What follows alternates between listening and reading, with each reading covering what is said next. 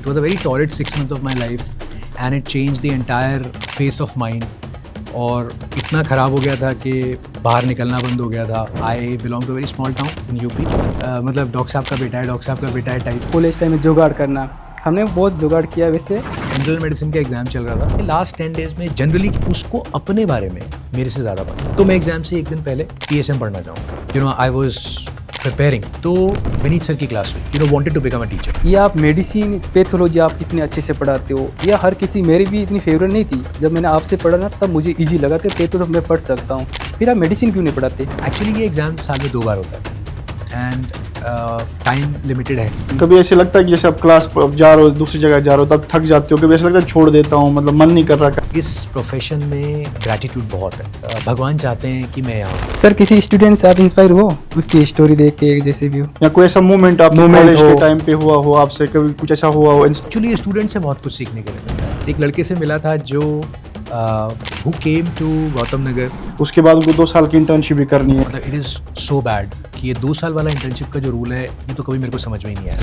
क्योंकि अगर ये ऐसा है, वो लोग ये कहते हैं कि कोविड में आपने ऑनलाइन की चीज़ है. सर ये एक आपकी जो वेट ट्रांसफॉर्मेशन की जो जर्नी रही, उसके बारे में उसका क्या मेन रीज़न था? This is something which is personal. अभी जो साइकिल चल रहा है मेरा, स्लिप साइकिल, वो बहुत ज़्यादा डिस्टर्बेंस है कि मैं नाइट में जाती हूँ कि जल्दी सोने की कोशिश कर रही हूँ, फिर वह रात की वही 2-3 बज जाती है, मॉर्निंग में फिर से लेट उठती हूँ. मेरा शेड्यूल चेंज नहीं हो रहा है, तो मुझे करना चाहिए. मेरा 2-3 डेज ऐसे ही वेस्ट हो गया. एग्जाम के लिए जिस दिन आप जाओगे उस दिन सुबह 6 बजे आपको ट्रैवल करना होगा.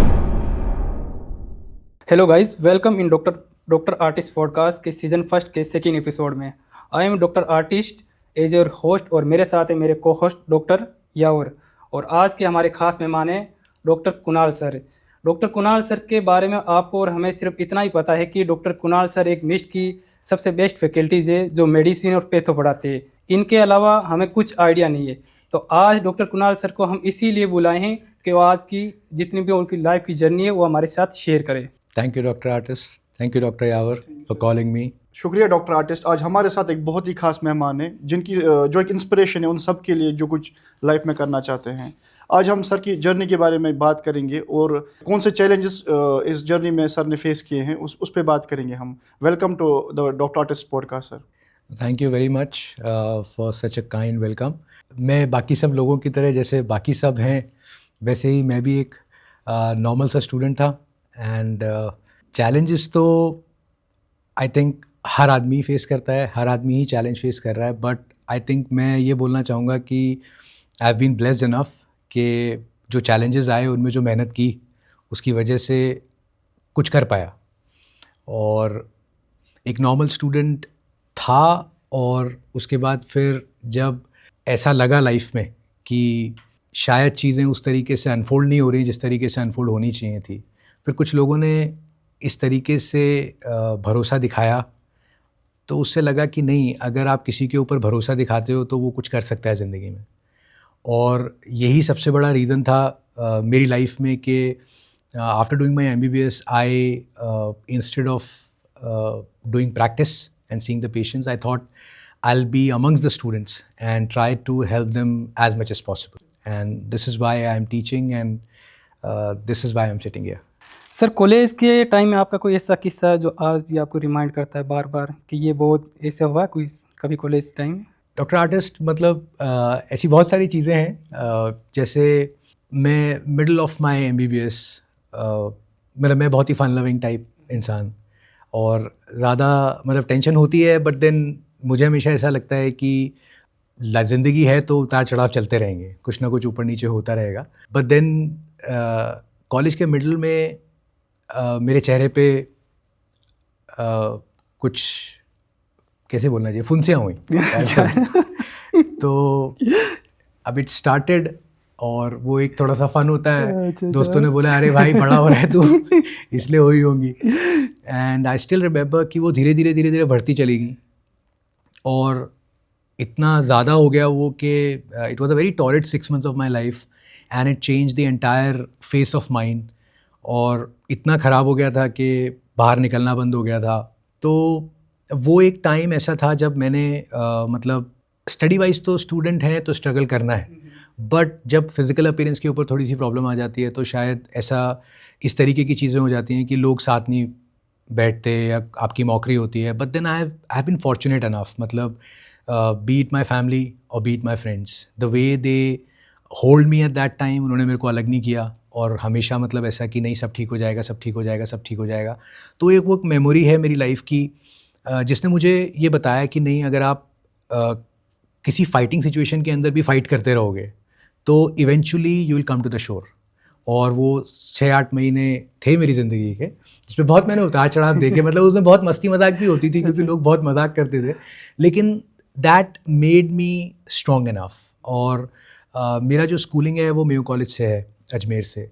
तो when I became an hosteller, मतलब I belong to a very small town in UP and my parents they both are doctors.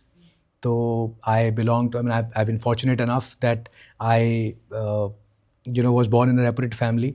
सब लोग जानते थे, तो वो चाइल्डहुड बहुत मतलब डॉक्टर साहब का बेटा है, डॉक्टर साहब का बेटा है टाइप्स चलता था। तो लाइफ ऐसा लगता था बहुत ईजी है, but my dad thought differently. I mean he is a very very very genuine and बहुत ही पैशनेट है लाइफ के लिए और बहुत जेन्युइन इंसान है। तो उन्होंने बोला कि यार यहाँ तो ना ये इसको लोग दिमाग ख़राब कर देंगे इसका कि डॉक्टर साहब का बेटा है। तो he put me in the hostel.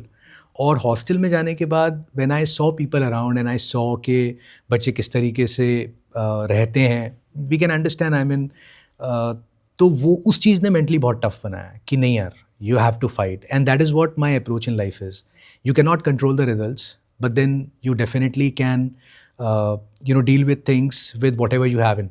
तो जो भी वहाँ प्रॉब्लम्स आती थी उनमें जो मैं कर सकता था, बिकॉज आप हॉस्टल में तो बात नहीं कर सकते, घर पे बात नहीं होती है, तो आपको खुद ही लड़ना होता है। तो वो उन चीज़ों ने मेरे को थोड़ा सा it made me strong in that वे कि नहीं, लड़ना है और जीत जाएंगे फिर, लाइक दैट।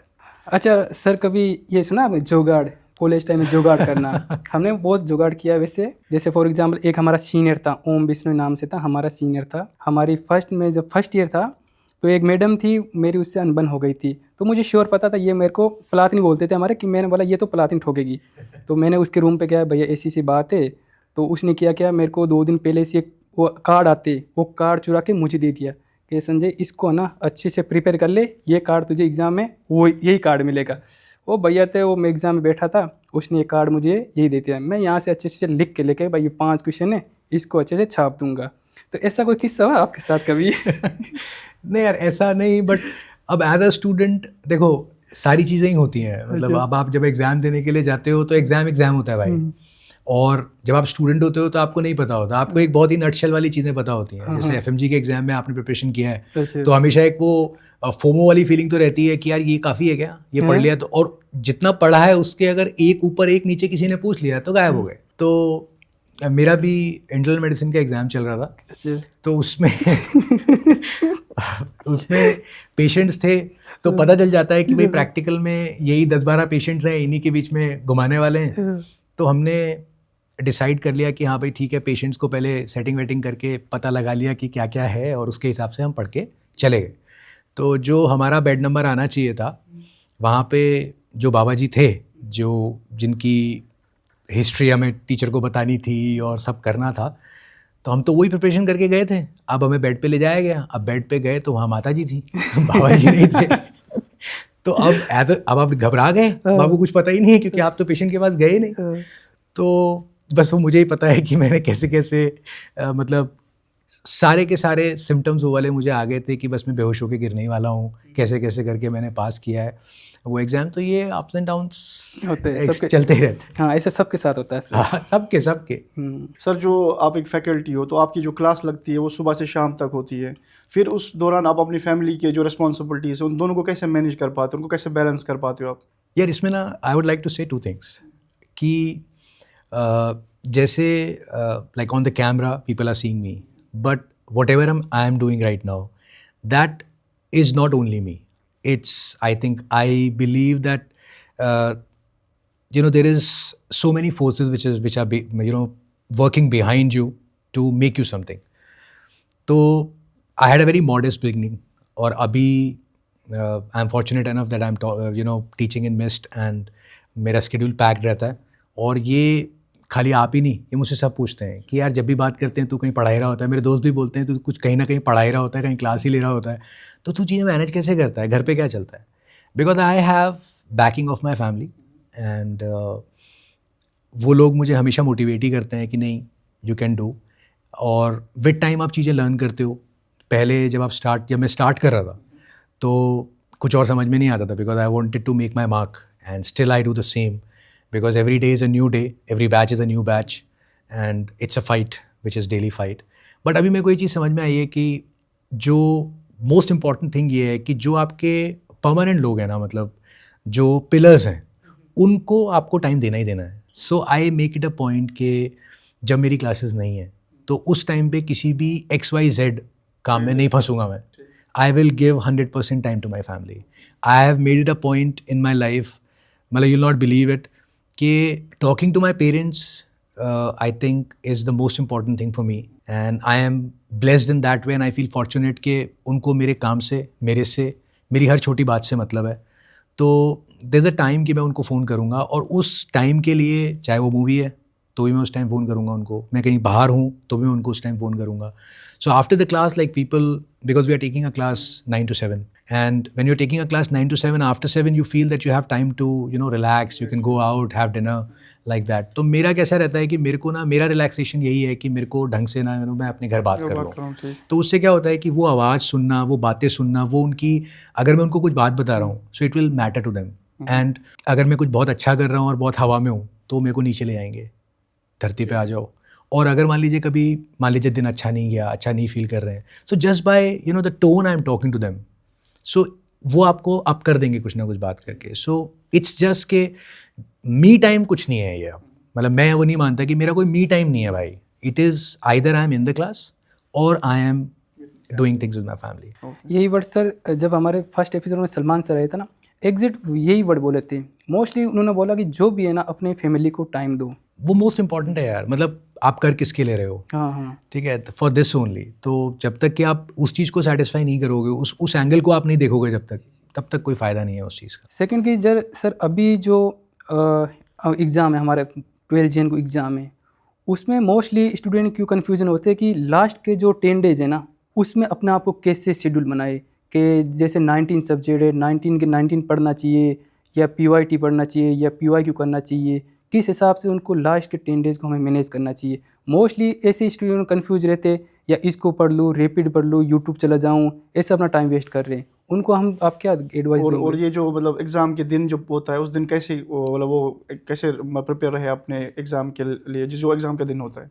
देखो, इसमें ना there are multiple types of students. ठीक है, तो हम ऐसे स्टूडेंट की बात कर रहे हैं जो कंसिस्टेंटली पढ़ रहा है। बिकॉज किसी भी एग्ज़ाम को, किसी भी चीज़, किसी भी टफ सिचुएशन से जब आप फाइट कर रहे हो तो एग्ज़ाम होगा, उस सिचुएशन से आप बाहर निकलोगे या नहीं निकलोगे, ये आपके कंसिस्टेंट एफर्ट के ऊपर डिपेंड करता है कि हाउ कंसिस्टेंट यू आर। जो लोग कंसिस्टेंसी से पढ़ रहे हैं, जिन्होंने इस एग्ज़ाम के लिए एटलीस्ट 5 months इन्वेस्ट किए हैं, उन लोगों के लिए लास्ट 10 days में जनरली क्या होता है, स्टूडेंट चूँकि डरा होता है यार वो ना, उसको बिकॉज सब कुछ उस एक दिन पे बिलोंग करता है कि उस दिन वो क्या देने वाला है। तो मैंने अपने एक्सपीरियंस से, जो भी मेरे पास टीचिंग का एक्सपीरियंस है, उससे मुझे समझ में आया कि अगर आप, जब स्टूडेंट आपसे पूछ रहा है कि क्या करना है, जैसे आपने मुझसे पूछा कि सर हमें क्या करना चाहिए, मैंने देखा कि अगर मैं स्टूडेंट को डायरेक्टली ये बताने से पहले कि तुम्हें ये करना चाहिए, अगर मैं उससे पूछ लूँ बेटा क्या चल रहा है, कहाँ हो, इस सब्जेक्ट में क्या है, कर क्या रहा है, तो मुझे समझ में आता है कि एक स्टूडेंट जो कंसिस्टेंटली पढ़ रहा है, उसको अपने बारे में मेरे से ज़्यादा पता है। ही और शी नोज बेटर कि उसको कब क्या करना है। It's just that they want to hear the voice जिसके साथ वो पिछले 6 महीने से हैं, जो वो बता रहे हैं कि सर मुझे इस दिन मेरा ये सब्जेक्ट वीक है, मेरे को इस सब्जेक्ट में थोड़ा सा ज़्यादा टाइम लगता है, ये सब्जेक्ट में मेरे को इस चीज़ की प्रॉब्लम है, मैं ऐसा सोच रहा हूँ कि ये मैं लास्ट एग्जाम से 1 दिन पहले पढ़ूँ। तो बस उनको ये देखना होता है कि क्या इसमें कोई ग्रॉस मिस्टेक तो नहीं है। जैसे फॉर एग्जाम्पल, अगर आप मेरे से पूछो तो मेरे लिए वो सारे सब्जेक्ट्स, जिन सब्जेक्ट्स में रटना बहुत है, जी, फॉर एग्जाम्पल PSM हो गया, फॉर एग्जाम्पल पैथोलॉजी हो गया, माइक्रोबायोलॉजी हो गया, ये चीज़ें ऐसी हैं जो मेरे को, जिनमें ज़्यादा टाइम कंज्यूम करता हूँ मैं। अगर मुझे समझना है किसी चीज़ को तो अंडरस्टैंडिंग वाला पार्ट ईजी हो जाता है, अप्लाई करने वाला पार्ट ईजी हो जाता है, लेकिन रटने वाला पार्ट टफ है। तो अगर मैं हूँ तो मैं एग्ज़ाम से 1 दिन पहले PSM पढ़ना चाहूँगा कि भाई वो मेरे को याद रह जाए। जी। लेकिन बहुत सारे बच्चे ऐसे होते हैं जिन बच्चों को रटने में प्रॉब्लम नहीं है, कि सर रटा हुआ तो कोई टेंशन ही नहीं, एप्लीकेशन में इशू है। तो हर बच्चा अलग है, उसको अलग तरीके से चलना है। लेकिन जो बच्चा कंसिस्टेंटली पढ़ के आ रहा है, मेरा ये एडवाइस रहेगी कि अगर आप कंसिस्टेंटली पढ़ रहे हो 5 महीने से, तो बाय हुक और क्रुक आपने 2 बार पढ़ लिया है। और अगर आपने 2 बार पढ़ लिया है तो आप है ना विश्वास करो अपने ऊपर। सेल्फ बिलीव बहुत बड़ा काम है, मतलब इट्स सच अ थिंग कि इसके बिना काम नहीं होता। आप बिलीव करो अपने ऊपर और आप देखो कि आप जो एग्जाम देने जा रहे हो उसमें से कौन से ऐसे सब्जेक्ट्स हैं जो इंपॉर्टेंट है, तो उन सब्जेक्ट्स को तो आपको लास्ट में रखना ही है ताकि आप विजुअल मेमोरी बना पाओ उनकी लास्ट के मोमेंट में। और अगर आपने 2 बार पढ़ा है तो आप अपने नोट्स को जब खोलोगे ना तो बेटा उसके अंदर इतना कुछ है, वो आपको बता देगा कि यार इस पेज पे तूने यहाँ पे 3 बार मार्क किया हुआ है, ये तेरी एरिया ना खराब है। बच्चा तो आजकल इतना ज़्यादा चारों तरफ से इतनी सारी चीज़ें बच्चों को है, मैंने देखी है ऐसी वर्कबुक्स, उसमें बच्चे ने उसकी प्रॉब्लम तो ठीक है, उसने PYT आया हुआ है, इस ईयर में आया हुआ है, ये नीट का PYT सब कुछ मेंशन्ड है उसकी वर्कबुक में। तो वो तो मतलब अपने आप में एक इतनी बड़ी चीज़ हो जाती है उस सब्जेक्ट के लिए कि हम लोगों को कई बार फ़ायदा हो जाता है उस चीज़ को देख के, उसने इतनी चीज़ें ऐड की हुई होती हैं। तो लास्ट के 10 दिन में सबसे बड़ी चीज़ भरोसा अपने ऊपर, अपनी मेहनत के ऊपर जो 5 महीने करके आए हो, और अपने आप सोचो कि भाई ये मेजर सब्जेक्ट्स हैं, इन सब्जेक्ट्स को मैं एंड में रखूंगा ताकि मेरे को फियर ना हो कि मैं कुछ भूल तो नहीं गया। और जिन सब्जेक्ट्स में आप थोड़ा सा अपने को स्ट्रॉन्ग फील करते हो, जिनको आपने बहुत बार किया या आपका उनका रिकॉल बहुत अच्छा है, उनको आप स्टार्टिंग में कर सकते हो। That's what sir I would suggest. जो मतलब देखा है मैंने, जैसे गौतम नगर में हम देखते हैं कि मोस्टली बच्चे पढ़ाई करते हैं, जितने भी, अगर मान लो अगर 100 बच्चे तो उसमें तो 90 बच्चे तो पढ़ते हैं, लेकिन फिर भी रिजल्ट जो आता है बाद में बहुत कम रिजल्ट आता है। तो ये इसमें क्या प्रॉब्लम रहती है और क्या रीज़न है इस चीज़ का? बेटा इसमें ना मैं 2 चीज़ें बताऊंगा, ठीक है, and I will give the answer अपने को बीच में रख के। मैं जब 10th क्लास में था, आई don't know whether I should say this और नॉट, बट फिर मैं बताता हूँ। जब मैं 10th क्लास में था तो मैं हॉस्टल में था, एंड हॉस्टल में आपको पता, देखो पढ़ना कोई नहीं चाहता, ठीक है, टाइम निकालना चाहता है। पढ़ना कोई नहीं चाहता, हाँ, ये तो मजबूरी करा देती है, ये तो मजबूरी करा देती है। इतने सारे FMGs हैं जिन्होंने ये FMG का एग्ज़ाम पास किया, और इतने क्वेश्चंस मेरे पास आते हैं इस चीज़ के कि सर ये नीट PG के लिए ना वो फोकस नहीं बन रहा, वो अंदर से इच्छा नहीं आ रही। तो उसका मैं बच्चों को ये बोलता हूँ कि FMG जो है ना, ये जो एग्ज़ाम है, ये एग्ज़ाम एक एग्ज़ाम है एग्जिस्टेंस के लिए, क्योंकि इस एग्ज़ाम को किए बिना तो आपका काम ही नहीं होगा। तो चूंकि एग्जिस्टेंस की, और बच्चे को समझ में आ जाता है यहाँ आने के बाद, वहाँ पर उन कंट्रीज़ में जब आप पढ़ रहे हो तो आपको नहीं भी समझ में आया तो चलेगा, but once you come here and start living the life, you understand how tough it is and what is the reality of life, you understand. तो वो एग्जिस्टेंस की फाइट बच्चा कर रहा होता है। तो वो कई बच्चे पहले समझ जाते हैं, कोई 1 ठोकर से समझता है, कोई 2 ठोकर समझता है, बट समझते सब है। नीट PG जो है वो फाइट ऑफ एक्सेलेंस है कि मतलब आप कितना ऊपर जा सकते हो और कितना उड़ सकते हो। तो उसमें बच्चे को जब लगता है कि नहीं ठीक है यार, मतलब यहाँ तो पहुँच ही गए, तो वो मोटिवेशन नहीं आ पाती, वो पैसा दिखने लगता है थोड़ा बहुत, उसको लगता है ठीक है यार अब डॉक्टर साहब तो हो ही गए हैं, अब चल जाएगा काम। तो वो फिर वही है कि आपकी चाह कितनी है अंदर से और क्या करना चाहते हो। अब जब मैं 10th में था तो मेरे प्री बोर्ड्स हुए, प्री बोर्ड्स में I didn't perform well, and मैं घर आया हुआ था छुट्टी में, 7 दिन की छुट्टी थी, मैं घर आया हुआ था और मेरा रिजल्ट आया घर पे, एंड मतलब मैं यहाँ बोलना नहीं चाहूँगा कि क्या रिजल्ट था, but that result was very bad, ठीक है। अब जनरली हम क्या एक्सपेक्ट करते हैं, अब आई हैव डॉक्टर पेरेंट्स, ठीक है, तो and they are very renowned, और वो हमेशा टॉपर रहे हैं, ठीक है, टॉपर रहे हैं वो हमेशा, ठीक है। तो मतलब वो ऐसा रिजल्ट था कि उनको इस बात पे शक हो सकता है कि यार ये हमारा बेटा है, ठीक है। एंड मेरे जो मार्क्स थे, मैं उन मार्क्स को देख रहा था, रिजल्ट को, पापा सामने बैठे थे, मैं मार्क्स और रिजल्ट को देख रहा था, मैं अपना माइंडसेट बता रहा हूँ फ्रॉम देयर टू हियर। मेरे मैथ्स में इतने कम मार्क्स थे, बहुत कम मार्क्स थे, और मैं ये सोच रहा था कि इतने भी कैसे आ गए यार, डाउट आ गया कि ये भी कैसे आए हैं, क्योंकि मेरे को पता था मैं क्या करके आया हूँ वहाँ पे।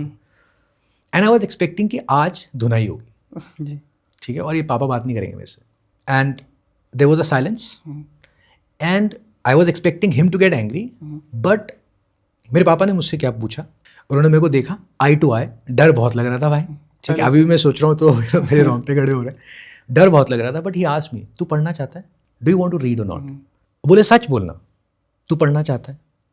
तो मुझे I saw his eyes, and first पहली बार जिंदगी में मुझे ऐसा फील हुआ कि यार he is really disappointed in me, मतलब डिसअपॉइंटेड है कि ये रिजल्ट वो मुझसे एक्सपेक्ट नहीं कर रहे थे। कम आना ठीक है, बहुत कम आना। तो मैं बोला हाँ पापा, I want to do it. तो he said okay.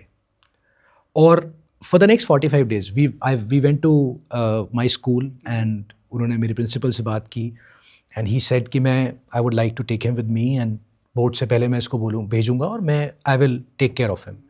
And for the next 40-45 days, whatever I did with my father, I mean, he is an orthopedic surgeon, तो आप समझ सकते हो ट्रॉमा के साथ the person is very busy. But still the kind of time he invested in me and the belief he showed in me कि नहीं तू कर लेगा. सकते हैं.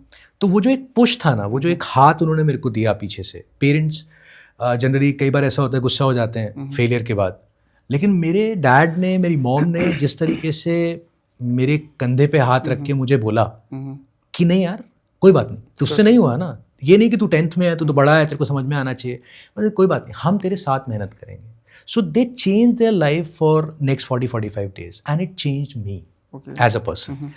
मेरे मार्क्स जब बोर्ड का जब मेरा रिजल्ट आया था तो लोगों को विश्वास नहीं हो रहा था, वो एक बात अलग है, लेकिन मुझे ही विश्वास नहीं हो रहा था कि ये मेरा रिजल्ट है. The person who was telling me the result, मैंने उससे 3 बार पूछा कि भाई ये मेरा रिजल्ट है, बोले कि नहीं तेरे को बताने से पहले हमने 3 बार चेक कर लिया कि ये तेरा ही रिजल्ट है. हमारा FMG रिजल्ट आता वैसे. दैट गिव मी, वो एक छोटा सा, वो 10th क्लास टेंडर एज है, but still it told me one thing, that whatever it may be, my father is standing behind, and it showed me कि आगे मुझे किस तरीके से डील करना है. And second thing, when I completed my MBBS and I was preparing, तो Vineet sir की क्लास हुई और मुझे अच्छे से ध्यान है कि सर ने लिवर स्टार्ट किया था पढ़ाना, एंड शायद घंटा भर हुआ होगा, ठीक है. वो इस घंटे में ही सर जिस तरीके से तब ये iPad वाला सिस्टम नहीं था उस टाइम पे, तो बोर्ड पे पढ़ाते थे, but the way sir was commanding the class, वो जिस तरीके से उन्होंने लिवर जैसे कॉम्प्लेक्स टॉपिक को समझाना शुरू किया, and the way he took things, तो लगा यार ये चीज़ इतना टफ नहीं है जितना हमें लग रही थी. And that made me wanted to become a teacher, कि मेरे को टीचिंग करनी है. और फिर सर के साथ कांटेक्ट में आ गया, मतलब आई एम फॉर्चुनेट इनफ कि इतने हज़ारों बच्चों में से आई केम इन कांटेक्ट विद हिम, और मुझे अच्छे से जाना है, मैंने पीजी का एग्ज़ाम दिया था, उसके बाद I had a discussion with him and he asked me क्या करना है Kunal, and I said sir I would like to do what you are doing, I want to teach the students, and that is how I took pathology as a subject and I started teaching.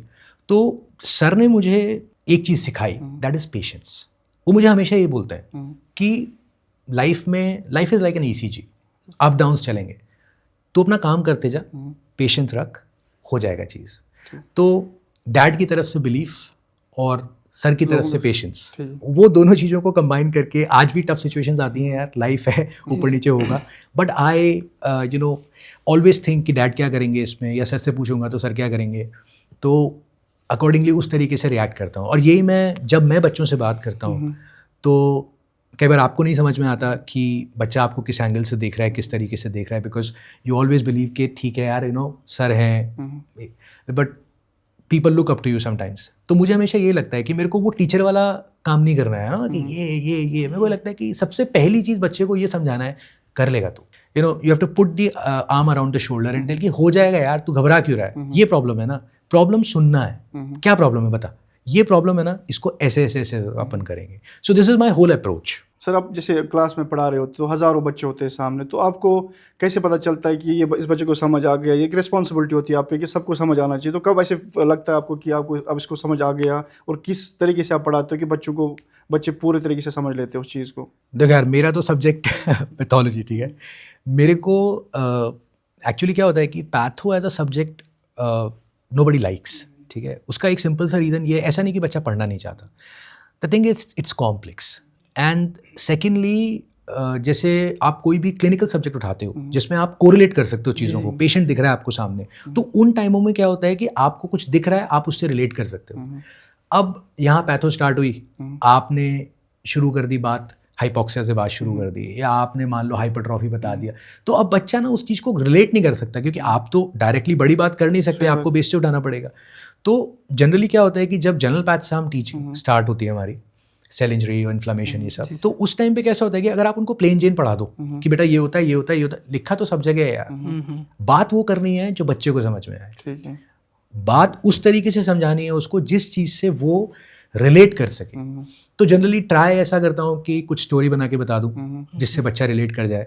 फिर एक बहुत बड़ी चीज़ है repetition of things. हम ये बात मेरे को भी आपकी बहुत अच्छी लगती है सर हर कि आप क्लास में आप रिपीट कराते हो, ये करते हो और सबसे अगले दिन बेस्ट फिर है। से रिपीट करते हो, बहुत अच्छी लगती है मेरे को ये बात तो वो आपकी। रिपीटिशन जो है, वो रिपीटिशन से क्या हो जाता है बेटा कि बच्चे का ना डर, सबसे बड़ी चीज एक एफएमजी के साथ है उसका डर जी सर। कि यार ये हो पाएगा कि नहीं हो पाएगा, क्योंकि वहाँ 6 साल तक वहाँ उसको एक ही चीज बताई गई, धीरे धीरे धीरे उसने किसी से कहा नहीं, लेकिन उसके मन में एक चीज बैठ जाती है कि यार अपन कुछ नहीं है, अपना नहीं हो रहा है कुछ, अपने से नहीं होगा, और इतना इनडायरेक्टली इतना यूजलेस फील करा दिया जाता है वहाँ पे कि पढ़ाई से रिलेटेड कोई बात ही नहीं होती, हाँ सही बात। एग्जाम से पहले किताबों की कोई बात नहीं होती, जैसे इसने बताया कि सर वो एक क्वेश्चन मिल गए, वो क्वेश्चन का भी नहीं पता वहाँ का है। जो सिस्टम है सर वो थोड़ा डिफरेंट है एज कम्पेयर टू यहाँ का सिस्टम जो है, वहाँ अलग तरीके से पढ़ाया जाता है, मतलब और भी सब्जेक्ट, बहुत सारे सब्जेक्ट्स होते हैं बिल्कुल वहाँ बिल्कुल पे। बिल्कुल, तो multiple यहाँ subjects। लिमिटेड सब्जेक्ट्स भी है और डिफरेंट है थोड़ा, बहुत सारी चीजें डिफरेंट है। तो वो जो एक डर है ना, वो डर उसको बार बार जब वो एक चीज को सुनता है,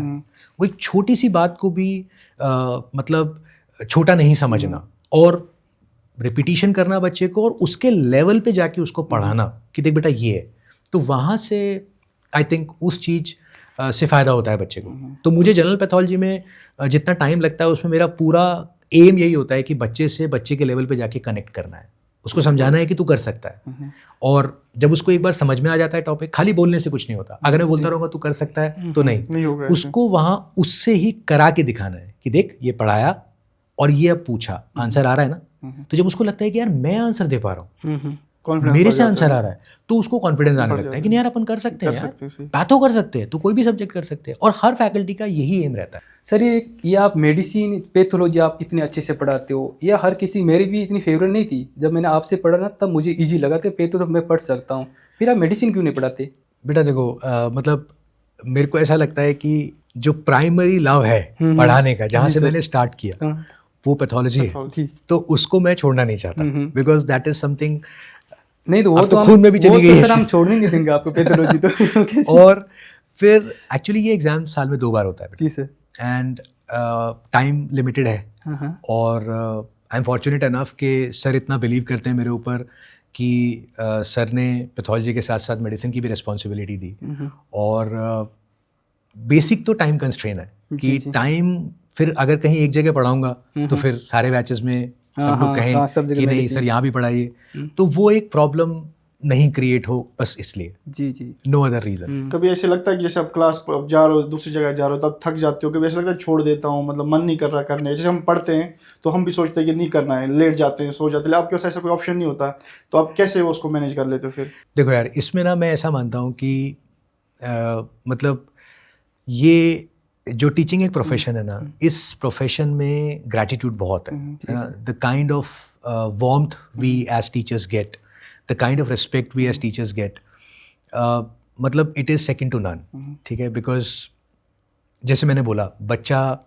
उसको भरोसा हो जाए अपने ऊपर, वो एग्ज़ाम क्लियर कर ले, तो उसके बाद जितना ज़्यादा वो आपकी तरफ ग्रैटिट्यूड शो करता है वो बहुत बड़ी चीज़ है।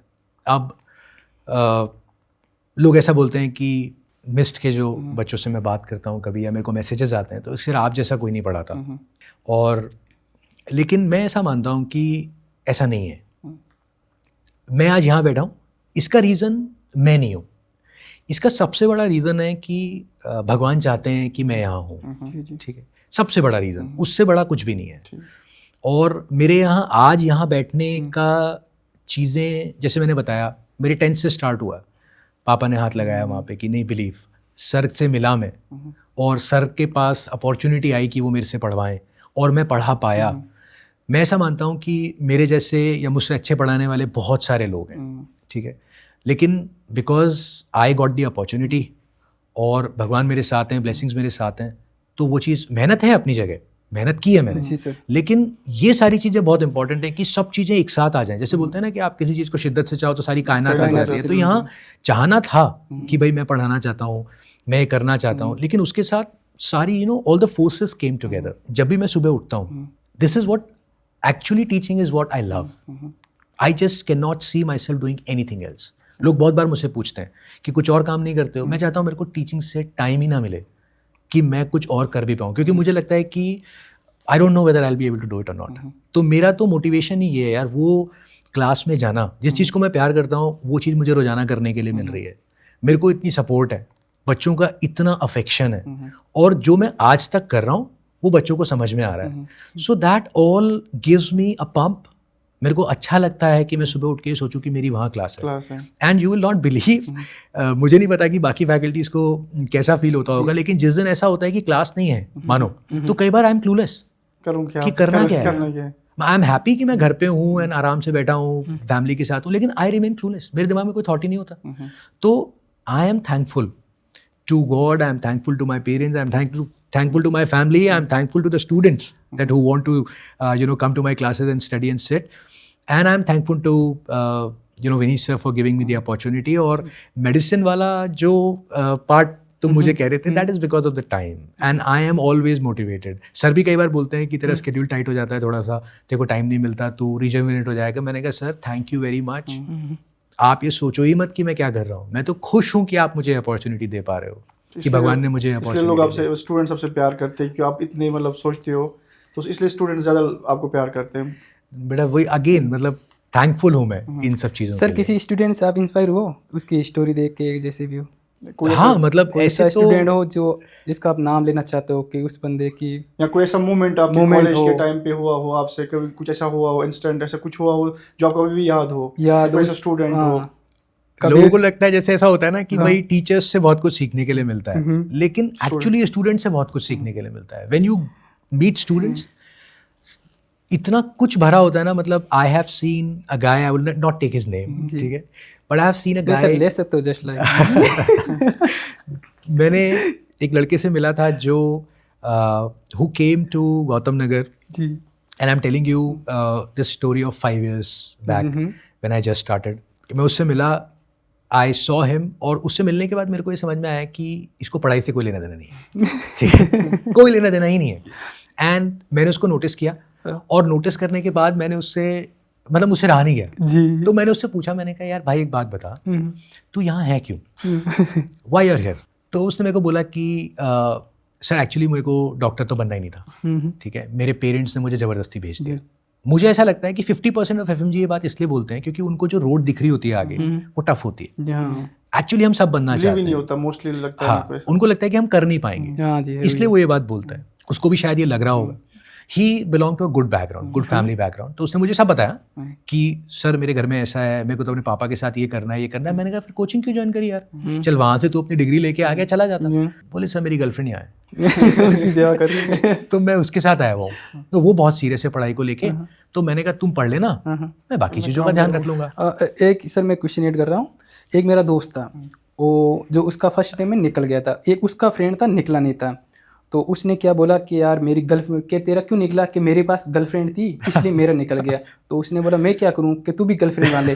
उसने बोला सेकंड टाइम मैंने गर्लफ्रेंड बना ली थी, मेरी गर्लफ्रेंड मेरे साथ थी, तो मेरे से फर्स्ट टाइम में जो नंबर कम आए थे उससे भी कम आए थे. अब बोला मैं अब क्या करूं यार. तो वो ये भी एक है, ये मेरे साथ अभी लास्ट सेशन में ये किस्सा हुआ, ये भी मैं बात बताऊंगा तुमको. तो वो जो लड़का था, फिर उससे मैंने बात की, मैंने उसको बोला, मैंने कहा देख तू यहाँ 4-4.5 महीने रहने तो वाला ही है, और आई रेड मतलब मैंने उसकी साइकोलॉजी पढ़ी, जो वो बोलना चाह रहा था उससे समझ में आया. मेरे को लगा कि कर तो सकता है बिकॉज स्ट्रीट स्मार्ट बच्चा है. तो मैंने उसको बोला, मैंने कहा ठीक है तू क्लास तो आता ही है, भाई मैडम आती है क्लास में तो आप भी आते हो. बोले हाँ सर आता हूँ. तो बोला इंस्टेड ऑफ कि उसके पानी का ध्यान रखो, उसकी नोटबुक का ध्यान रखो, तुम अपने का रख लो, बैठ जाओ साथ में, ध्यान रखो लेकिन अपना भी पढ़ लो. तो ये प्री कोविड है, तो प्री कोविड में पेपर थोड़ा सा वन लाइनर ज़्यादा था, रेक्टिफिकेशन से काम हो जाता था. तो उसने पता नहीं मतलब मैंने 2-3 बार उससे बात की, और समटाइम्स यू नो कि कोई मैसेंजर बन जाता है आपका. तो I was like that for him basically. मेरे से बात करके उसको पता नहीं क्या लगा, उसने पढ़ाई करनी शुरू करी. यू विल नॉट बिलीव कि जिस दिन रिजल्ट आया उस दिन वो गौतम नगर में, मैं मिस के बाहर खड़ा हुआ था, मैंने देखा कि वो और उसकी गर्लफ्रेंड आ रहे हैं, ठीक है, मिस की तरफ. और वो ना मेरे को देख के ही स्टार्टेड रनिंग. तो अब वो तो पढ़ने की सोच नहीं रहा था, मैंने उसको मोटिवेट किया पढ़ने के लिए, तो उसने पढ़ा. अब मुझे ये समझ में नहीं आ रहा था, देख and he was a stud, तो मुझे ये समझ में नहीं आ रहा था कि ये मेरे को मारने आ रहा है, ये बात क्या रहा है कि यार तुमने मेरे 4 महीने खराब करा. एंड दैट गाय, मतलब वो किसी से ज़्यादा बात नहीं करता था, स्टड टाइप बंदा था. वो आया, ही hugged me and you will not believe he cried. अब मुझे लगा कि शायद लटक गया, रोने लग गया वो. तो मैंने उसको पकड़ा, मैंने कहा भाई क्या हो गया, रो क्यों रहा है, कोई बात नहीं. बोला सर पास हो गया. एंड उसके बाद उसने जो मुझसे बात करी है, he is an orthopaedic surgeon now, वो ठीक है। तो उसके बाद जो उसने मुझसे बात की है, मतलब, और अब मैं उससे कभी मिलता हूँ या कभी मैं उससे बात करता हूँ, फ़ोन पे मेरी कभी बात होती है उससे, he is a different man. He is with the same girl, they have married and she is an anaesthesiologist, वो ऑर्थोपेडिक सर्जन है। सो दे बोथ आर डूइंग वेरी वेल, अपना हॉस्पिटल बना रहा है वो अभी, एंड लाइफ हैज़ चेंज्ड। वो बोलता है सर कि हो सकता है पापा के साथ बिजनेस करता तो भी अच्छे पैसे कमाता, लेकिन the kind of confidence I have got in me, the kind of belief I have got in me after clearing this exam is something जो बियॉन्ड एक्सपेक्टेशन है। तो उसकी जो जर्नी है ना, मतलब मुझे ऐसा लगता है कि इतना हारा हुआ अपने को फील कर रहा था वो, और 4 महीने की मेहनत ने उसकी क्या ज़िंदगी बदली, तो मेरे को बहुत इंस्पायर करता है। मतलब वो बहुत इंस्पायर करता है। और जैसे तुम गर्लफ्रेंड वाली बात बोल रहे थे, तो उसमें बहुत ही खास है वो मेरा, ठीक है। वो मेरे पास आया, बोला सर पिछली बार उसके बहुत क्लोज रह गया था, 147 मार्क्स थे फर्स्ट अटेम्प्ट में, तो सेकेंड अटेम्प्ट के 2 महीने निकल गए, तो वो मेरे को ना मैसेज किया जा रहा था बार बार, सर मिलना है। तो मैं उसको बोल रहा था, मैंने कहा बेटा वॉइस नोट डाल दे, तो अपनी प्रॉब्लम बता दे, मैं ट्रैवल कर रहा हूँ, मैं मिलने पता नहीं किस टाइम आऊँगा मीडिया हाउस। कि नहीं सर, मैं आपसे फेस टू फेस ही मिलना है, कुछ ज़रूरी प्रॉब्लम है। अब ये ज़रूरी जो प्रॉब्लम होती हैं ये 2-3 तरीके की होती हैं, ठीक है। तो मुझे लग रहा था पता नहीं क्या बवाल छोड़ेगा। जब मैं पहुँचा, मैंने उसको बताया, मैंने कहा मैं आया हूँ, तो मिलने आया। तो बोला कि मैं ना आपको भाई की तरह बात कर रहा हूँ आपसे, आप जज मत करना मुझे। मैं बोला हाँ बोल। बोले पिछली बार भी ना मैं 2-1 महीने पढ़ नहीं पाया था, फिर सडनली मेरे को लाइब्रेरी में कोई मिल गया, वो मेरे को पढ़ाती थी, मैं उसको पढ़ाता था, और मेरी पढ़ाई बहुत अच्छी हो जाती थी। मैं लाइब्रेरी ठीक टाइम से पहुंच जाता था, ठीक टाइम से हम सो उठ रहे थे। वो पास हो गई 163 से, मेरे 147 रह गए।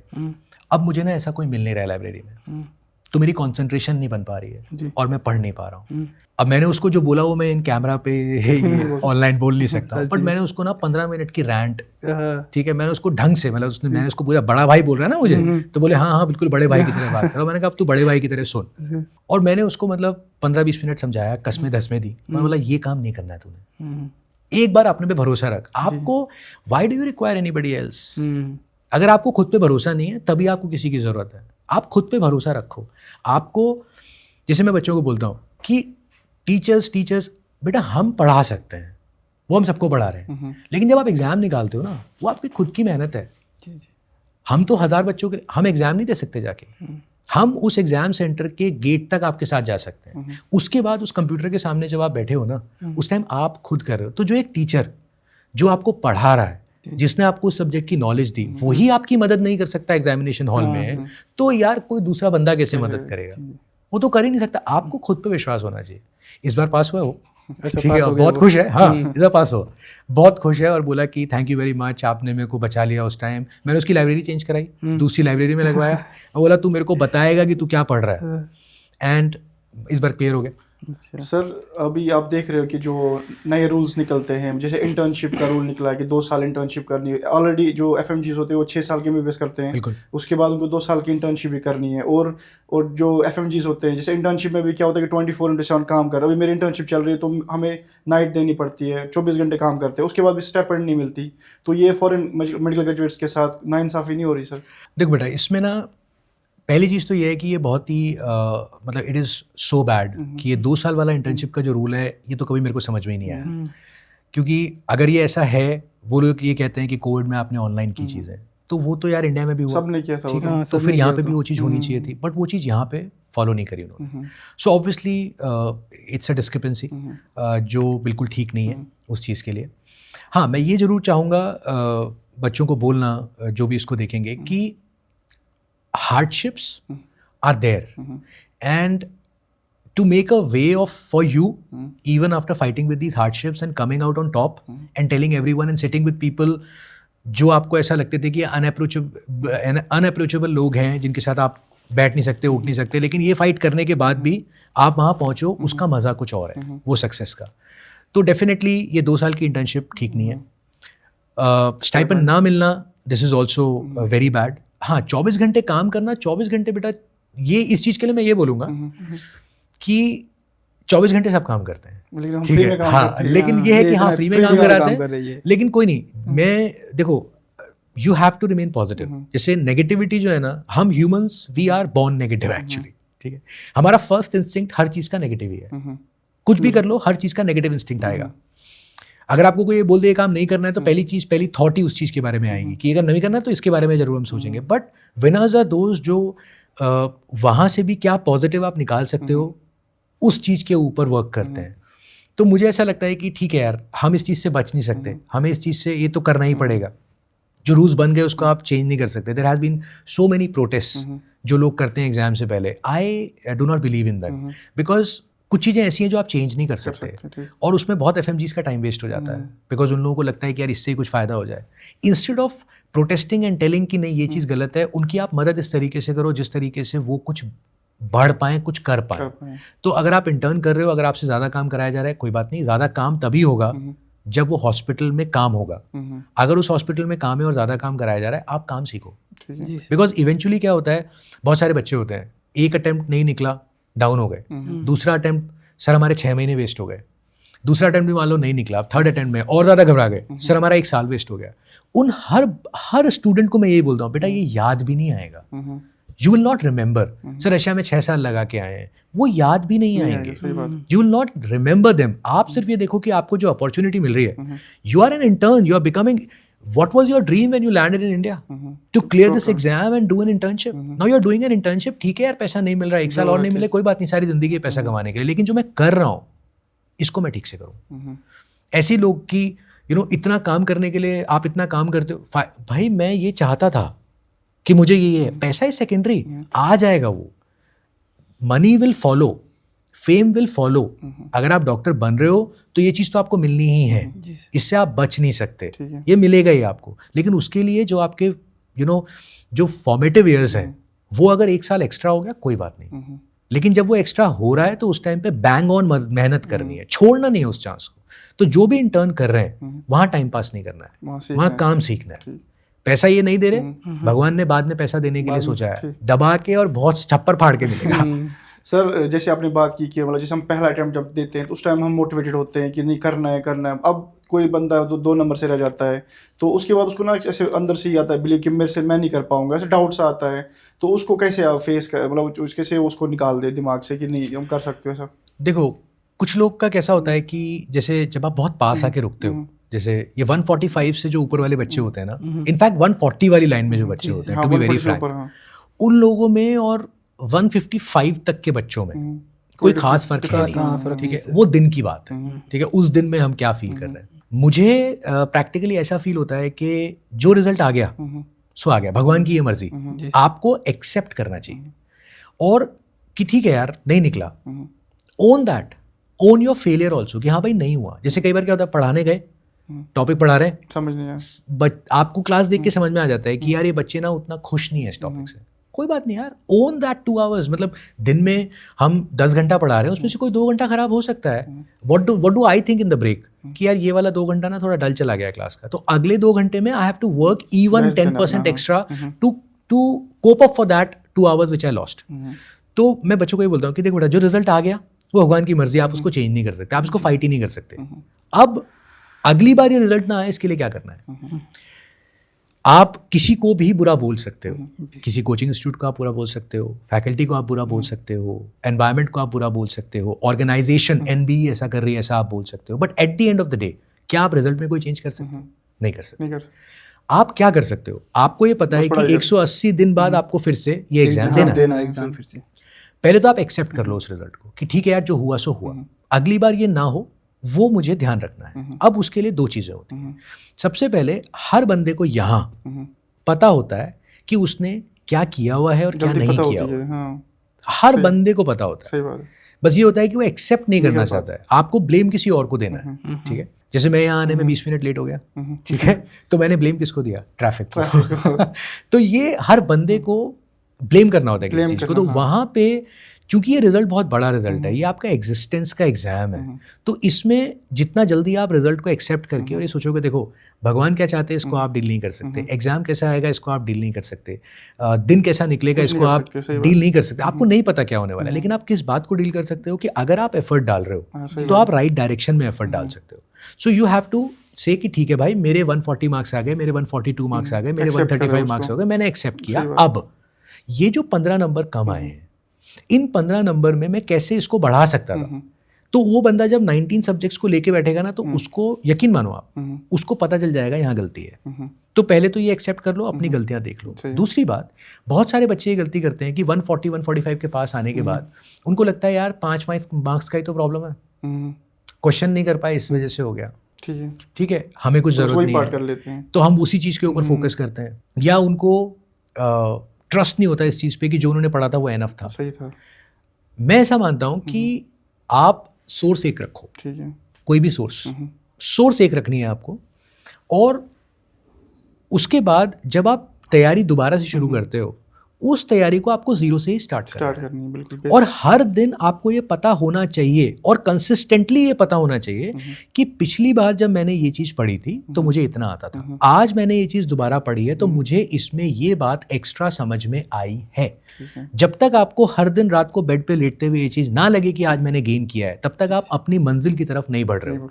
अगर आप आज भी उतना ही जानते हो जितना आप कल जानते थे इसके बारे में, तो आप इस एग्जाम जो आप देने वाले हो 6 महीने में, उसमें आप टुवर्ड्स द गोल नहीं बढ़ रहे हो। तो हर दिन अपनी गलती निकालनी है टॉपिक से, जो भी टॉपिक आप पढ़ रहे हो, और उस टॉपिक में आपको उन्हीं चीज़ से, उसी सोर्स में ऐसी चीज़ें होती हैं यार। कोई किसी को मान लीजिए पैथो बहुत पसंद है, वैसे तो हार्डली ऐसा होता होगा, बट किसी को बहुत पसंद है, वो बोलता है मेरे को पैथो बहुत अच्छे से आती है। मैं ये कहता हूँ कि जो चीज़ मैंने पढ़ाई है, आप उसमें 100% श्योर नहीं हो सकते, कुछ ना कुछ छूटा होगा, रह जाता है कुछ ना आप उसको कवर करो, आप देखो, उसी चीज़ से फर्क पड़ जाएगा। तो सोर्स एक, क्वेश्चंस आपकी एप्लीकेशन के लिए जरूरत होती है। बहुत बच्चे पागलों की तरह क्वेश्चंस करते हैं, 20,000 क्वेश्चन, 30,000 क्वेश्चन।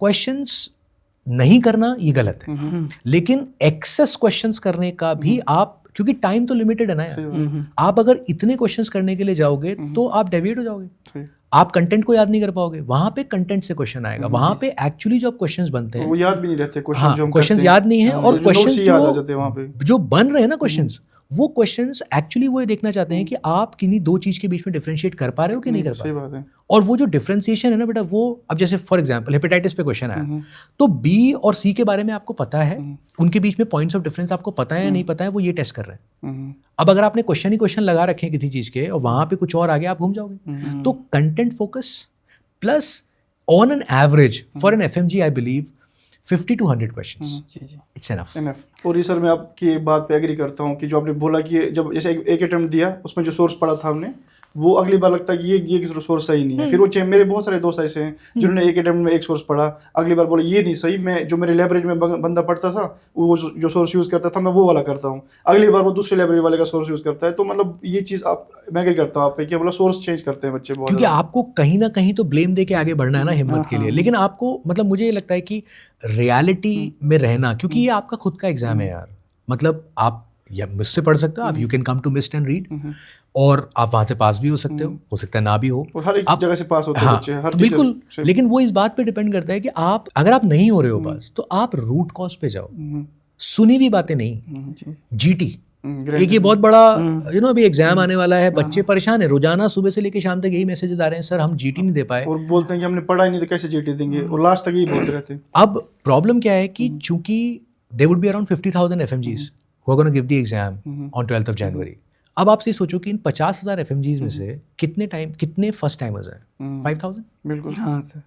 जो बच्चा पहली बार आके पढ़ रहा है उसको 150 दिन मिले हैं पढ़ने के लिए, और वो ज़्यादा सोचता भी नहीं है इतना कि मुझे क्या, उसको बस एक ही सोर्स पर चलता है, उसी को सोचता है। वो 150 दिन में उस बच्चे से आप क्या एक्सपेक्ट करते हो? 19 सब्जेक्ट्स की वर्कबुक को याद कर ले, उसके बाद वो वीकली जीटी भी दे दे, और इतना पॉसिबल नहीं है, उतना नहीं सर। अब ये जो बच्चा पहली बार दे रहा है सबसे ज्यादा डरा हुआ होता है। अब जो सेकंड टाइम बच्चा एग्जाम दे रहा है वो एक बार 19 सब्जेक्ट से निकला हुआ है, चाहे ठीक से नहीं निकला है लेकिन निकला हुआ है, तो उसको पता है कि उसकी कमियां कहाँ पे हैं। उसको एक सब्जेक्ट को रिवाइज करने में उतना टाइम नहीं लगेगा जितना फर्स्ट टाइमर को लगेगा, बिकॉज फर्स्ट टाइमर तो क्लास भी कर रहा है फिर रिवाइज कर रहा है। जो सेकंड टाइमर है, मान लो उसने क्लास नहीं कर रहा है वो, या कुछ क्लास उसको पता है कि मेरे को आता है तो उसने वो क्लास नहीं देखी है, तो उसके पास टाइम ज़्यादा है। तो वो बच्चे अगर जीटी दे रहे हैं तो वहाँ समझ में आता है, बिकॉज यू नो कि आप क्या कर रहे हो।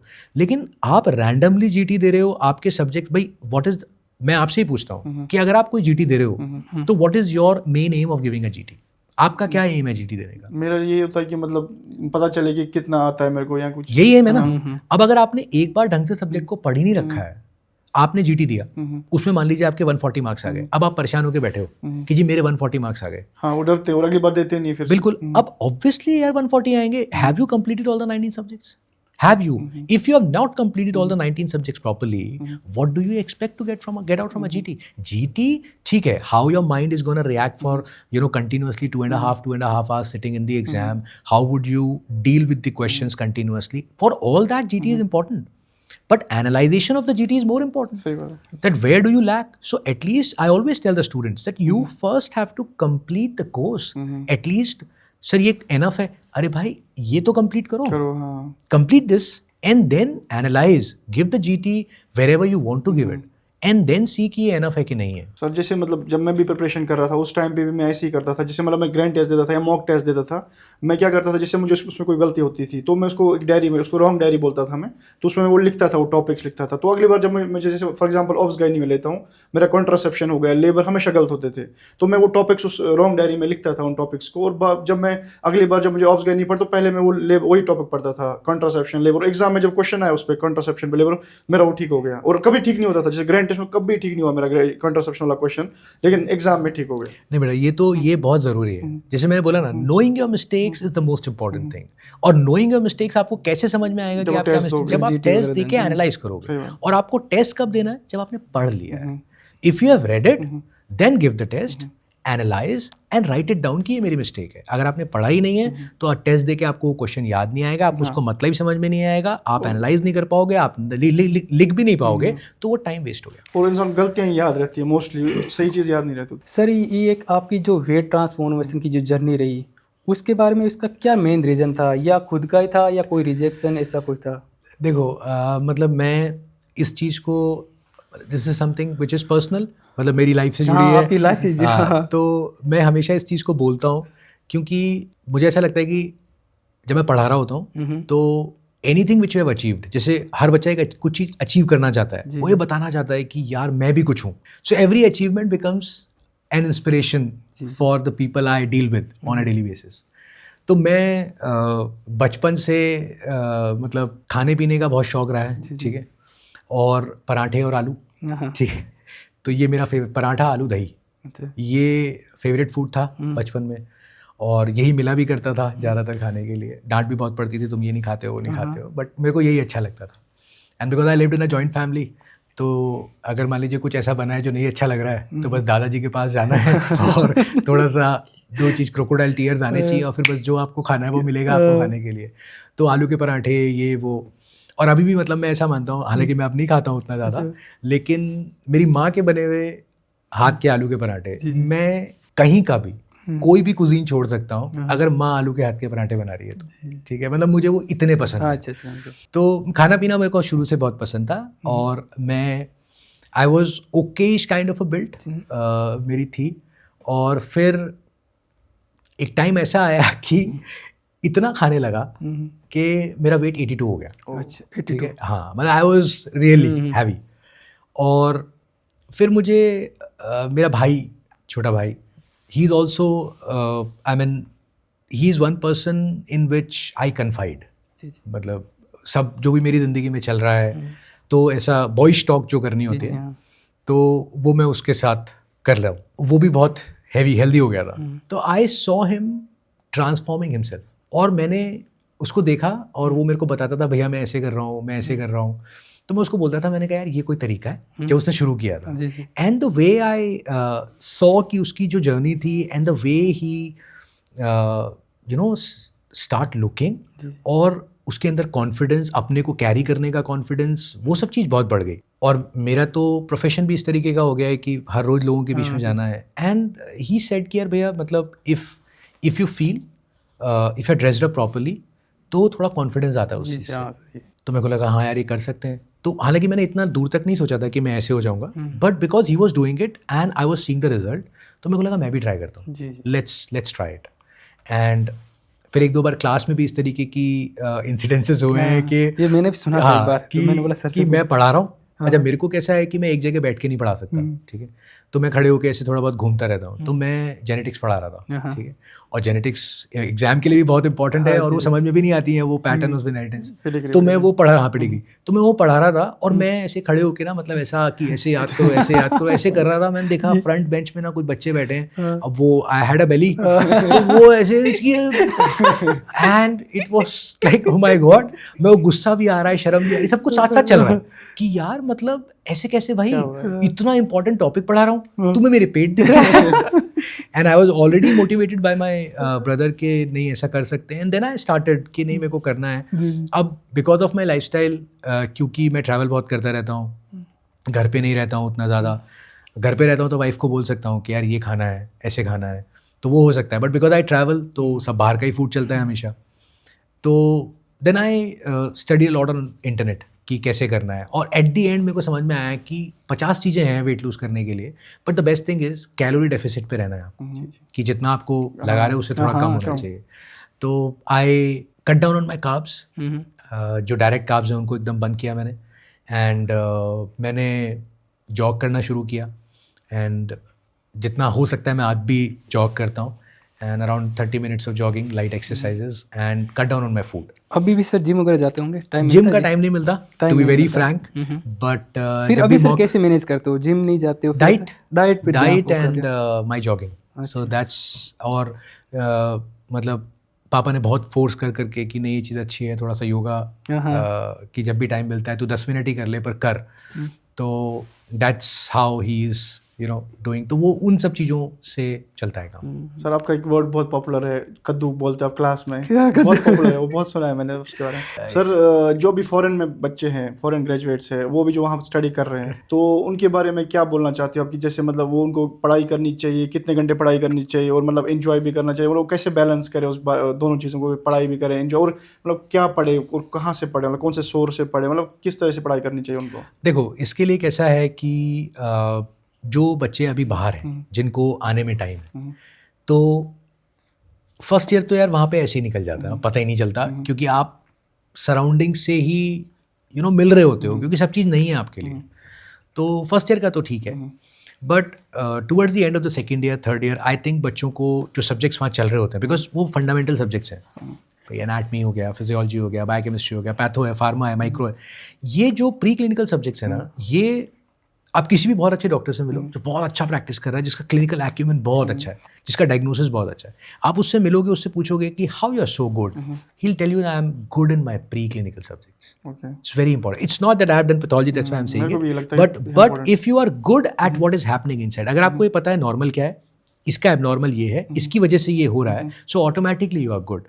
तो आप किसी भी सोर्स को डिसाइड करो जो आपको सूट करता है, क्योंकि वहाँ पे ऐसा तो हो नहीं सकता कि आप इंडिया आके पढ़ सकते हो, आपको रहना तो वहीं है, so you need to have a recorded apps.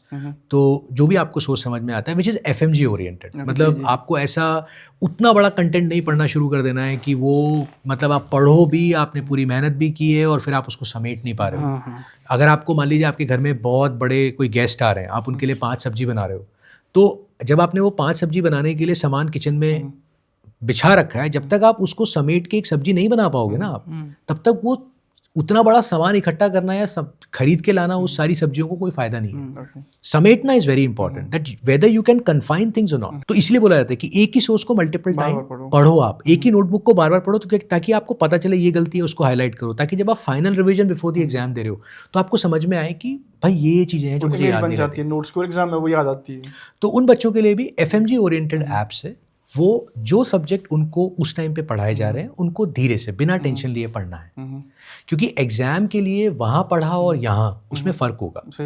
क्योंकि वहाँ पे आप थोड़ा सा एलैबोरेटेड पढ़ सकते हो, यहाँ पे आपको time oriented without any break पढ़ना पड़ेगा। तो वहाँ धीरे धीरे विदाउट प्रेशर लिए आप पढ़ो, और फिर जब आप वहाँ से इंडिया आओ तो वो आपको एक माइंडसेट से आना है कि यार मैं सरेंडर कर रहा हूँ, I am surrendering to the people I am joining.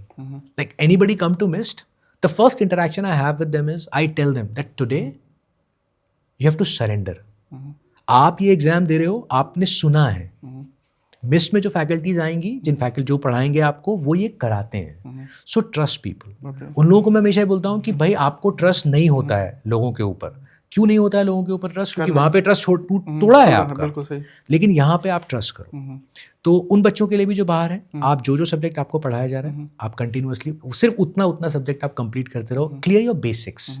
अगर आप बेसिक क्लियर करके यहाँ पे आओगे, मज़ा आ जाएगा पढ़ाई करने में, आपको उतना टफ नहीं लगेगा जितना टफ बच्चे को लगता है। अगर आप वहाँ से एकदम जीरो आते हो, ये भी एक क्वेश्चन बहुत कॉमनली पूछा जाता है, सर मैंने कुछ नहीं पढ़ा हुआ, मैं अभी इंडिया आ रहा हूँ ग्रेजुएट होके, क्या मेरे पास होने के चांसेस हैं? बिल्कुल 100% चांसेस हैं, कोई टेंशन की बात ही नहीं है। You can pass the exam, कोई परेशानी नहीं है उसके अंदर। लेकिन मतलब वहाँ पे रह के आप क्या कर सकते हो? You can study the basics, जो सब्जेक्ट वहाँ बस पढ़ाई कर लियो, एंजॉय, थोड़ा एंजॉय बिल्कुल करना चाहिए यार। You have to have a balance. वो कैसे बैलेंस करें मतलब?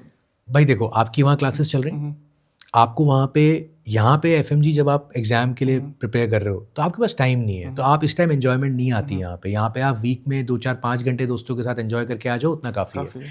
लेकिन वहाँ पर अगर आप दिन में 2 घंटे भी पढ़ रहे हो तो उतना काफ़ी है। अगर आप ईयर वाइज, थर्ड ईयर से अगर आपने स्टार्ट किया है, you are reading for 2 hours a day, it would be enough. Sir जो मतलब फॉरेन में बच्चे होते तो हमें उनको ये लगता है कि स्टार्टिंग में वो ज़्यादा सोर्स पढ़ते हैं, तो सबसे स्टार्टिंग में बहुत कम लगता है कि ये भी कम लग रहा है, वो भी कम लगता है, और जब यहाँ आते हैं यहाँ सबसे ज़्यादा लगता है। तो जब हम स्टार्टिंग में ज़्यादा सोर्स पढ़ते हैं और एंड में उसको कम ढूंढते हैं, जैसे रैपिड रिवीजन पढ़ लिया, कोई भी छोटा मोटा कोर्स कर लेते हैं, क्योंकि वो तो बहुत ज़्यादा लगता है, तो उसको कैसे ठीक करें सर? ये ना देखो, ये हर स्टूडेंट की कहानी है, ठीक है, ये मेरे साथ भी हुआ है। और आप किसी से भी बात कर लो, वो यही बोलेगा कि यार ये हमेशा होता है। ये ना एक्चुअली इसका जो पीछे से कहाँ से आ रहा है, it is coming from a word called as FOMO, रहता है, फियर ऑफ मिसिंग आउट। तो अभी इसमें कैसा है कि जब आप पढ़ना शुरू करते हो तो आपको लगता है ये भी पढ़ लें, ये भी पढ़ लें, ये भी पढ़ लें। एफएमजी के साथ बहुत ज़्यादा हो जाता है। क्यों? क्योंकि उसने कभी ये एक्सपीरियंस ही नहीं किया होता है कि किसी चीज़ को इस तरीके से सिंप्लीफाई करके भी पढ़ा जा सकता है और उनको समझ में आ सकता है। मतलब this thing which they felt कि ये तो बहुत डिफिकल्ट है, वो उनके लिए इट कैन मेक सेंस, ये बहुत बड़ी बात हो जाती है। और जब उनको पढ़ने में मज़ा आता है तो उनको लगता है ये भी और समझ में आ जाए, ये भी और समझ में आ जाए। ये क्योंकि because they are deprived of knowledge, उनको पढ़ाया नहीं गया, उनको पढ़ाया नहीं गया, तो उनको मज़ा आता है। उनको लगता है यार it is meaning something to me. जिस नाम को मैं कैरी करके, डॉक्टर वाले नाम को मैं झूठ कैरी करके चल रहा हूँ, इतना कुछ अंदर दबा हुआ है कि यार कैसे बताऊँ कि मेरे को नहीं आता, और उसको फिर समझ में आने लगता है, तो उसको मज़ा आता है पढ़ने में, तो वो बहुत ज़्यादा पढ़ने की कोशिश करता है।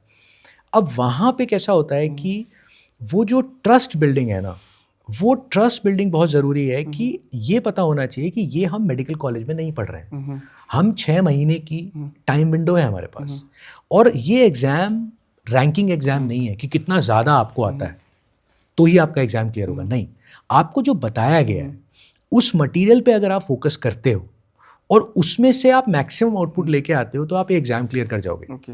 अब होता क्या है कि जब बच्चा आता है, हिम्मत बहुत होती है उस टाइम पे, करने का जज्बा बहुत होता है, तो उसको फोमो हो जाता है कि यार ये जो इन्होंने पढ़ाया आज, ये मैं ना अपने फ्रेंड जो कहीं और पढ़ रहा है ना उससे देख लेता हूँ। अब वहाँ पे कुछ ना कुछ तो फर्क हो ही जाएगा यार, चीज़ एक ही है लेकिन एग्जाम्पल्स तो 50 है ना, 500 डिजीज हैं। मेरे को जो अच्छी लगी, मेरे को जो अच्छा, मेरे को समझ में आया कि यार ये 40 इंपॉर्टेंट है, ये तो आ रही हैं, और 10 ये और आ सकती हैं, वो मैंने सोचा तो मैंने वो 50 पढ़ाई।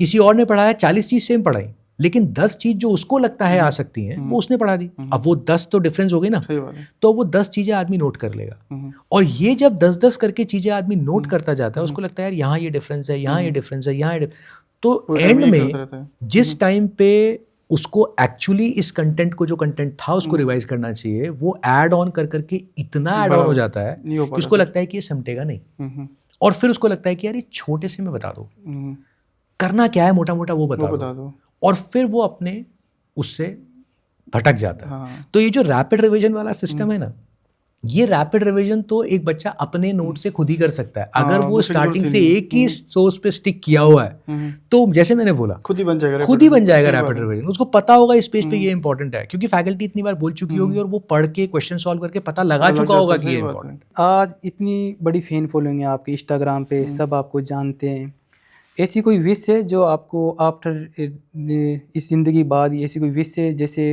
वो जाकिर खान को आप जानते हो, उसका एक शायरी है कि ज़िंदगी चाहे गुमान रही, मौत में मशहूर चाहता हूँ। ऐसी भी आपकी कोई विश है? यार मेरे को ना मतलब जैसे हर बच्चे का होता है कि when I was coming into this field, it was new to my family. I mean ठीक है मेरे पापा को पढ़ाना अच्छा लगता है और उन्होंने पढ़ाया because he has that skill, तो ही मैं शायद पढ़ भी पाया। तो वो मेरे को, मैं एम्बाइब किया है मैंने उस चीज़ को कि भाई वो मेरे पापा से आई है मेरे अंदर। सर ने पेशेंस दिखाया मेरे साथ, बहुत ज़्यादा बिलीफ दिया मुझे इस चीज़ का कि नहीं तू कर सकता है, तो मैं आज पढ़ा पा रहा हूँ। लेकिन जैसे हर एक छोटे से बच्चे का होता है ना कि यार मैं जब करूँ तो मेरे पापा को ऐसा, मतलब वो मेरे बारे में कोई कहीं सुने कहीं देखे तो उनको प्राउड फील होना चाहिए। तो आई एम ब्लेस्ड कि एक ऐसी चीज़ में, जिस चीज़ में उनको भी नहीं पता था कि क्या टर्न आउट होने वाला है, ठीक है। And I am not talking about monetary thing here, ठीक है। इट इज़ ऑल कि मैं क्या कर रहा हूँ, उससे क्या रिस्पॉन्स आ रहा है, मेरे पापा को क्या दिखता है। तो because my family, my parents, my wife, my brother sister, they are proud of me जो मैं कर रहा हूँ उस चीज़ को। तो एक तो ये मेरी विश थी हमेशा कि जब मैं करूँ तो उनको अच्छा लगे, तो दैट इज़ वन थिंग। और चूँकि मैं इस काम को इतना प्यार करता हूँ, जिस काम को मुझे करने का मौका मिल रहा है, तो मैं हमेशा ये चाहता हूँ कि जिस दिन तक भी मेरे को ये मौका दे रहा है भगवान, उस दिन तक मैं इसके साथ 100% ट्रू रहूँ, कि मैं अपनी पूरी मेहनत होनी चाहिए। और मैं बस ये चाहता हूँ कि अगर कभी भी सोचा जाए as a teacher about me, अच्छे पढ़ाते हैं, ये करते हैं, वो तो ठीक है, thank God, but I just want कि अगर वो मेरे बारे में सोचे तो उनको हिम्मत मिले, उनको ऐसा लगे कि जैसे होता है ना कि नहीं यार हो जाएगा, कर लेंगे हम। So that is how I want myself to be remembered, कि हिम्मत देता था, मतलब कि जाएंगे तो कुछ अच्छा पता चलेगा, हो जाएगा। That is what I want from life. Sir अभी जो क्वेश्चन है, जो अभी सारी ऑडियंस के हमारे क्वेश्चन है, जस्ट रैपिड फायर होंगे 10 मिनट के, वो आपसे हम पूछते हैं। एक डॉक्टर अनीता, उसका क्वेश्चन है कि अभी जो साइकिल चल रहा है मेरा, स्लिप साइकिल, वो बहुत ज़्यादा डिस्टर्बेंस है कि मैं नाइट में जाती हूँ कि जल्दी सोने की कोशिश कर रही हूँ, फिर वह रात की वही 2-3 बज जाती है, मॉर्निंग में फिर से लेट उठती हूँ, मेरा शेड्यूल चेंज नहीं हो रहा है, तो मुझे करना चाहिए, मेरा 2-3 डेज ऐसे ही वेस्ट हो गया। नहीं, इसमें क्या है ना बेटा, ये अगेन दिस इज़ सुनी हुई बात कि रात को नहीं पढ़ना है, सुबह उठ के पढ़ना है। देखो, वाई पीपल से इट, उसका रीज़न है कि एग्ज़ाम के लिए जिस दिन आप जाओगे उस दिन सुबह 6 बजे आपको ट्रैवल करना होगा और 9 बजे तो एग्ज़ाम ही खत्म शुरू हो जाएगा।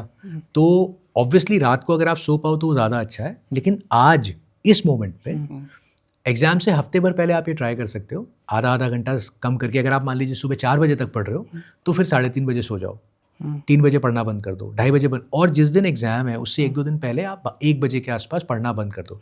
कैसी भी स्लीप साइकिल बना लो, एग्जाम से पहले वाले दिन 6 घंटे की नींद नहीं आने वाली। 99% लोगों को नहीं आती, तो वो तो आने ही नहीं वाली है। द पॉइंट इसकी, अगर आप 4 बजे सोना का नॉर्मल रूटीन है तो आप उस दिन तो बिल्कुल ही नहीं सो पाओगे, तो सेकेंड हाफ में प्रॉब्लम होती है, क्योंकि तब तक आते हुए आप कंज्यूम हो जाती है आपकी energy.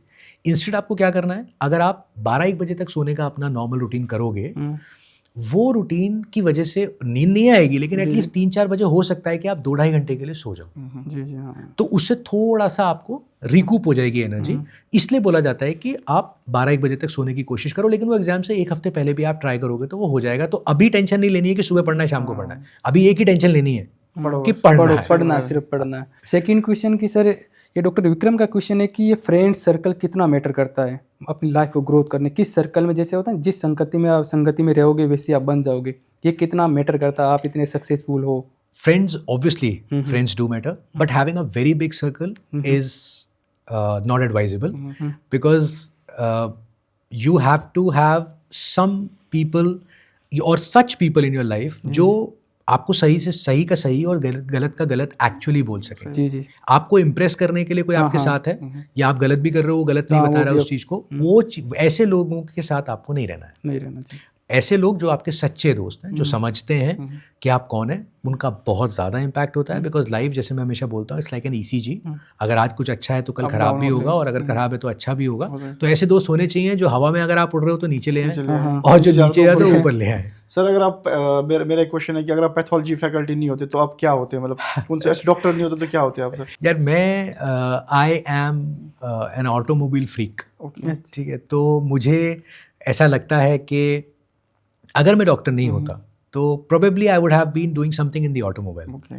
Probably, maybe automobile journalist or something. Sir, pathology में ऐसा कोई टॉपिक है जो आपको अच्छा लगता है पढ़ाना, और कौन सा ऐसा टॉपिक है जो आपको बोरिंग लगता है पढ़ाना? Sir, hematology is something which I like, I love, and boring as such नहीं बोलूँगा, थोड़ा सा डिफिकल्ट होता है ट्रांसमिट करना, बिकॉज जब मैं जिस दिन मैं स्टार्ट करता हूँ तो वो दैट इज़ अ टॉपिक जिसमें, क्योंकि मेरे को उस टाइम पे I need to have the response, I have to build the trust, that is my first interaction with the students.